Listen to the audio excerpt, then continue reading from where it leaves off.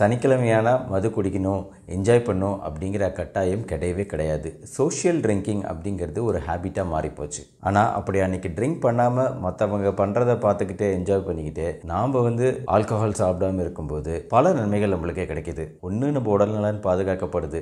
Okay. ரெண்டாவது, நீங்கள் இவ்வளோ ஸ்டபோனாக நான் ட்ரிங்க் பண்ண மாட்டேன் அப்படின்னு நீங்கள் சொல்கிறத பார்த்து உங்கள் ஃப்ரெண்ட்ஸும் கொஞ்சம் மனசு மாறத்துக்கு வாய்ப்பு இருக்குது. மூணாவது, அடுத்த நாள் காலையில் தலைவலி இருக்காது. நீங்கள் அடுத்த நாள் காலையில் வாக்கிங் போகலாம், ஜாகிங் போகலாம். அடுத்த நாள் கொஞ்சம் நிறையவே டைம் கிடைக்குது அந்த நாளை என்ஜாய் பண்ணுறதுக்கு அப்படிங்கிறத ஞாபகம் வச்சுக்கணும். ஆனால் சொசைட்டியில் டக்குன்னு ஒரு சுச்சுவேஷனில் நம்ம நான் குடிக்க மாட்டேன் அப்படின்னு சொல்லும்போது ஆட்டோமேட்டிக்காக உங்கள் ஃப்ரெண்ட்ஸ் உங்களை ஒதுக்க ஆரம்பிப்பாங்க.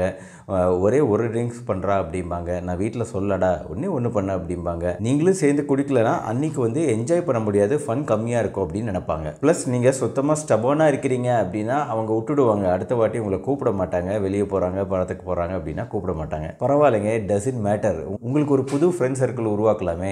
இன்னொன்று சனிக்கிழமை ஈவினிங் ஆல்கஹால் குடிச்சு தான் என்ஜாய் பண்ணணும்னு கிடையாது. மூவிக்கு போகலாம், படத்துக்கு போகலாம், ஹோட்டலுக்கு போகலாம், நல்லா விளையாடலாம். இன்னைக்கு ஈவினிங் இப்போல்லாம் நிறைய ஸ்போர்ட்ஸ் கிளப் இருக்குது, விளையாடுறதுக்கு விளையாடலாம். ஃபோனில் பார்க்குறதுக்கு நிறைய ஓடிடி படம் இருக்குது. கண்டிப்பாக வீக்கெண்டில் ட்ரெக்கிங், ஹைக்கிங்னு ஏதாவது ஒரு இன்ட்ரெஸ்டிங்கான ஆக்டிவிட்டி பிளான் பண்ணலாம். வேறு வழியே இல்லை, ஃப்ரெண்ட்ஸோடு உட்காந்துருக்கணும், தண்ணி அடிக்கிற ஃப்ரெண்ட்ஸோடு உட்காந்துருக்கோம் அப்படின்னா உங்களுக்கு ஒரு டெம்டேஷன் வரலாம். அந்த டெம்டேஷனை தவிர்க்க நீங்களும் ஃபஸ்ட்டே ஒரு ஆர்டர் பண்ணிடுங்க.